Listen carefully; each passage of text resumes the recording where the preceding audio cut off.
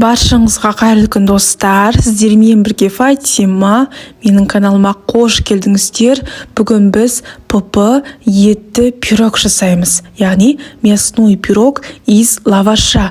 Бұл жерде бұл пирогтың қамырын қолдан илеудің қажеті жоқ, кәдімгі лаваштан осындай өте әдемі болып тұрған, оңай әрі тез салынатын етті сочный пирогты жасаймыз. Ал ендеше жасауды бастайық. Ең алдымен бізге керегі бір орташа пияз. Пиязымызды мына видеодағыдай майдалап турап шығамыз. Туралған пиязымызды 400 грамм фаршымызға әкеп саламыз.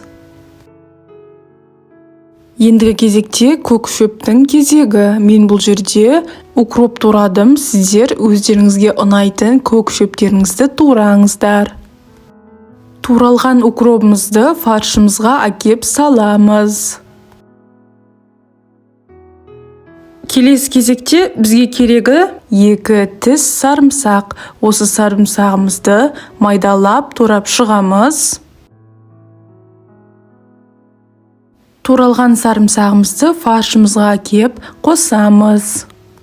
Осы кезде фаршымызға бір жұмыртқамызды жарып саламыз. Сосын осы фаршқа өздеріңіздің сүйікті дәмдеуіштеріңізді қосыңыздар. Мен бұл жерде 1 шай қасық тұз қостым. Сосын жарты шай қасықтай осындай бұрыш қостым. Сосын барып 1 шай қасықтай тәтті паприка қосып, осылардың бәрін жақсылап тұрып араластырамыз.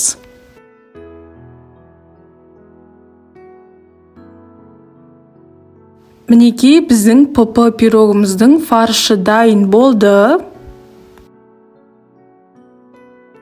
Келесі кезекте бізге керегі осындай дүкеннің лавашы. Менде бұл жерде домалақ және де осы лавашымыздан 5 штук керек.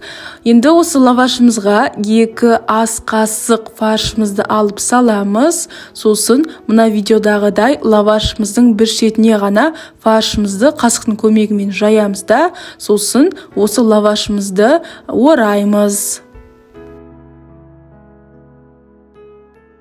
Оралған лавашымызды ыдысымызға әкеп саламыз. Ыдысты міндетті түрде майлап алыңыздар. Сосын мына видеодағыдай лавашымызды әкеп саламыз. Енді осы біздің лавашымыз бен және де фаршымыз біткенше осылай жаңағыдай қайталаймыз. Лавашымызға фаршымызды әкеп салып, сосын лавашымызды орап ыдысымызға саламыз. Осы етті пирогты сіздер түскі асқа, кешкі асқа жасап жесеңіздер болады, өте дәмді болып шығады. Мінекей мына шетте ең соңғы лавашымызды осылай орап, ыдысымызға салып болдық. Келесі кезекте бізге керегі 100 грамм сыр. Сырымызды үкістен өткізіп аламыз. Мен бұл жерде 2 түрлі сыр қолдандым. Осы кезде бір жұмыртқаны жарып саламыз, және де 2 ас қасық толтырып қаймақ қосамыз. Қаймақты, сырды көбірек қоссаңыздар болады. Сосын барып, осы сырымызға кішкене тұзымызды қосып, бәрін жақсылап тұрып араластырамыз. Лавашымыздың үстіне енді осы соусымызды құйып шығамыз. Құйып болған соң лавашымыздың барлық шетіне тиіп тұратындай тегістейміз. Енді осы пирогымызды қызып тұрған пешке 180 градуста 35-40 минут арасында пісіреміз. Айтпақшы достар, осы біздің пирогымыздың үстіне кунжут немесе мак сепсеңіздер болады. Қарасаңыздаршы, біздің пирогымыз өте қызарып, әдемі болып пісіп шыққан. Осы пирогымызды сіздерге кесіп көрсетейін. Кесіп жатқан кезде пирогымыз қытырлап, өте жұмсақ болып кесіліп жатыр. Енді сіздерге кесілген кездегісін көрсетейін. Қарасаңыздаршы, біздің пирогымыз өте әдемі болып тұр.